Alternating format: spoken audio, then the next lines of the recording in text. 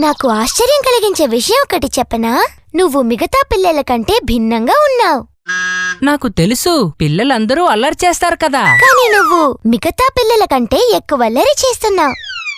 చాలే ఊరుకో. నాకు తెలిసి అలాంటి పిల్లలు ఇంకా 10-15 మంది ఉన్నారు. కిషోర్, కార్తీక్, వికాస్, సురేష్. నాకు తెలుసు తెలుసు తెలుసు కానీ నువ్వు కాస్త ఇంకా ఎక్కువ చేస్తున్నావు. నువ్వందరినీ కింద పడేస్తున్నావు. అది నాకు ఆనందాన్ని ఇస్తుంది. నీ తమ్ముడు బుద్ధిగా ఉంటాడు, కానీ నువ్వు అల్లరి పిడుగువి. చిలక సోదరుల్లా. చిలక సోదరులాగా? ఇంతకీ వాళ్ళెవరు? చిలక సోదరుల గురించి చెప్తాను. ఒకరోజు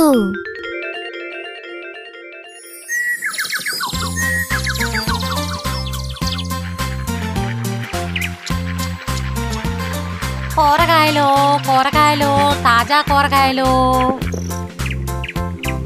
తాజా కాయగూరలు వచ్చి కొనుక్కోండి.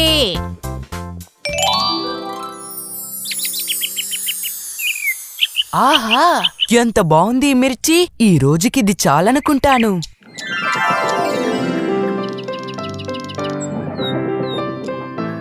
ఆహా, ఎంత బాగుంది మిర్చి. ఈ రోజుకి ఇది చాలనుకుంటాను. ఆహా, ఈ మిర్చిని చూస్తుంటేనే నా నోరు ఊరిపోతోంది. ఈ మిర్చి నాకు దొరకడం నిజంగా నిజంగా నా అదృష్టమని చెప్పాలి. అది నాది. ఏయ్, మర్యాదగా మిర్చి ముక్క నాకివ్వు, అది నాది. కానీ ఇక్కడికి ముందు నేను వచ్చాను కాబట్టి ఇది నాది. నువ్వెవరు నాకు చెప్పడానికి? ఏది నీదో ఏది నాదో అంటానికి? కాదు కాదు, నేను అలా ఏమనలేదు. ఇది నీకు కావాలంటే దయచేసి నువ్వే తీసుకో. ఏంటి, నువ్వు నాకు దానం చేస్తున్నావా? నేను అలా తీసుకోను. రా, కొట్టుకుందాం. నేను గెలిస్తే అది నాది, లేకపోతే తర్వాత ఆలోచిద్దాం. సరేరా, కొట్టుకుందాం. సరేలే, కానీ దీనికి కొట్టుకోవడం ఎందుకు?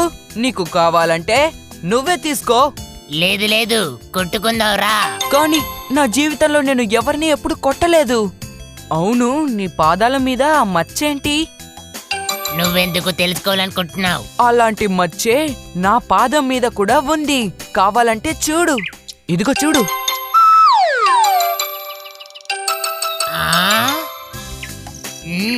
అది నా చిన్నతనంలో జరిగింది.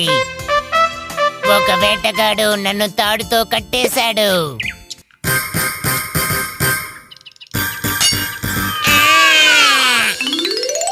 కానీ నీకప్పుడు ఒక తమ్ముడు కూడా ఉన్నాడు కదా. ఆ తీగతో తనని కూడా కట్టేశారు కదా. అవును, కానీ నీకది ఎలా తెలుసు? అన్నయ్య, నేను శ్యామ్ని.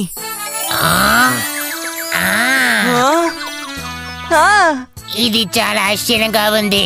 నేనింతసేపు నా సొంత తమ్ముడితో గొడవ పడ్డాను.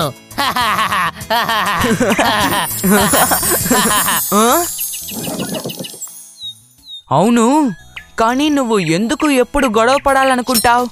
ఆ రోజు నేను అక్కడి నుంచి ఎలాగో తప్పించుకున్నాను. ఆ తర్వాత నువ్వు ఏమయ్యావు? దాని గురించి చెప్పు. ఒకరోజు నా యజమాని వేటగాడు ఖాళీ చేతులతో తిరిగొచ్చాడు. ఆయన అలిసిపోయి ఒక మూలన కూర్చొని ఉన్నారు. ఆ తర్వాత ఏమైందో తెలుసా?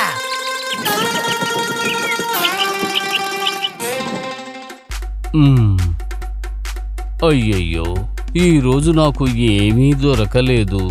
అయ్యయ్యో, ఈ రోజు నాకు ఏమీ దొరకలేదు. ఏయ్, నోరు మొయ్. హేయ్, నోరు మొయ్. ఏయ్, నీ మతి కాని పోయిందా? హేయ్, నీకు మతిగాని పోయిందా? నువ్వు ఇలా చేస్తే నిన్ను బయటకు విసిరేస్తాను. నువ్వు ఇలాగే చేస్తే నిన్ను బయటికి విసిరేస్తాను. ఏయ్, నీకెంత ధైర్యం? మాటకు మాట చెప్పి నన్నే వెక్కిరిస్తావా? ఆగు, నీకో పాఠం చెబుతాను. వెళ్ళిపో, వెళ్ళిపో, వెళ్ళిపో, వెళ్ళు, వెళ్ళు. అలాగే నేను అతని నుండి తప్పించుకొని పారిపోయాను. ఓ, అందుకే నువ్వింత కఠినంగా మాట్లాడుతున్నావన్నమాట. సరే, ఇప్పుడు నీ గురించి చెప్పు. నువ్వింత నెమ్మదిగా ఎలా మాట్లాడుతున్నావు? ఎలాగో నేనక్కడ నుంచి తప్పించుకున్నాను. ఆ తర్వాత నేను ఒక ఆశ్రమానికి చేరుకున్నాను. అక్కడ రోజు భజన కీర్తన చేసేవాణ్ణి. వాళ్ళు నాకు తినడానికి తిండి మరియు ఉండడానికి ఇంటిని కూడా ఇచ్చారు. రామ్ రామ్ సీతారాం, రామ్ రామ్ సీతారాం, రామ్ రామ్ సీతారాం, రామ్ రామ్ సీతారాం, రామ్ రామ్ సీతారాం, రామ్ రామ్ సీతారాం, రామ్ రామ్ రామ్. ఓ నాకు ఇప్పుడే తెలిసింది నువ్వింత శాంతంగా ఎలా మాట్లాడుతున్నావు. అవునన్నయ్య, మనం వేరే వేరే వాతావరణాలలో పెరగడం వల్ల మన మనస్తత్వాలు చాలా వేరుగా ఉన్నాయి మరియు అవి మన జీవితాలనే పూర్తిగా మార్చేశాయి. పదన్నయ్య, మనం అడవికి తిరిగి వెళ్ళిపోదాం. ఆ పద వెళ్ళిపోదాం. కానీ ఇప్పుడు జరిగిన దానికి నన్ను క్షమించు, సరేనా? ఏమీ పర్వాలేదన్నయ్య, మనం మళ్ళీ కలుసుకున్నాం. అదే నాకు చాలన్నయ్యా. నువ్వు నన్ను క్షమించకపోతే నేను నిన్ను కొడతాను, సరేనా? చూసావా అన్నయ్య, నీకు మళ్ళీ కోపం వస్తుంది. అందుకే అంటారు, చెడు స్నేహితుల వలన చెడు అలవాట్లే వస్తాయి.